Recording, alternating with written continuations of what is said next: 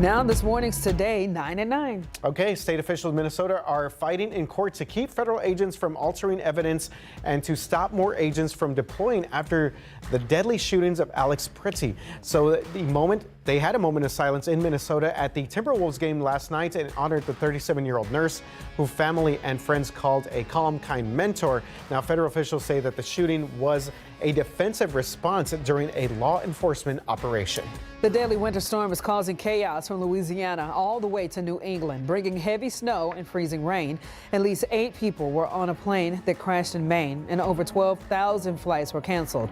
Power outages and dangerous roads are making travel tough, and the cold expected to last for days. At least 13 people have died and nearly 250 were rescued after a ferry with over 350 people on board sank in the southern Philippines. Photos that you're seeing right there show the Red Cross setting up first aid to help those survivors. The vessel went down early this morning near Balabok Island, and rescue teams are still searching for more potential survivors. Police have caught 7 of 8 suspects after a jewelry heist worth $750,000 in California. The thieves smashed display cases, took the owner's gun, and then ran, but crashed their getaway cars a few miles away. SWAT teams swarmed the area making their arrests, and the owner calls it the scariest moment of his life. Yeah, that's some old video there. 3 tech giants, how about this? TikTok, Meta, and YouTube are set to defend themselves in court this week. A mother and daughter are suing, saying that the app's addictive features harm the teen's mental health and led to self-harm. The companies say that they've made changes to keep users safe. This trial could affect thousands of similar cases.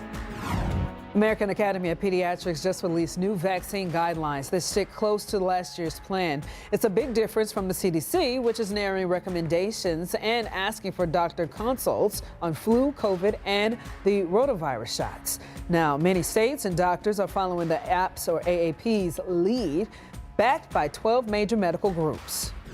Well, over the weekend, the Trump administration paused more than $5 billion in CDC grants to states and cities. But hours later, officials said the pause was lifted and no funds were ultimately cut. They say the review is to make sure the money goes where it's needed the most, like testing, emergency prep, and public health jobs.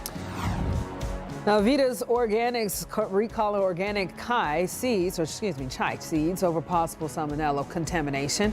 The 8-ounce packages sold at Whole Foods and online have April or May 2027 expiration dates. No illnesses have been reported, but if you have them, you need to throw them out or return for a refund. And we have another recall to tell you about. Academy Sports and Outdoors recalling over 35,000 of these rocker chairs because the legs can break and that can cause some falls. The recall affects Magellan Odyssey chairs that were made in July and August of 2025. So if you have one of these chairs, you're advised to stop using it and return it for a full refund in the store or by mail, and that is all free of charge.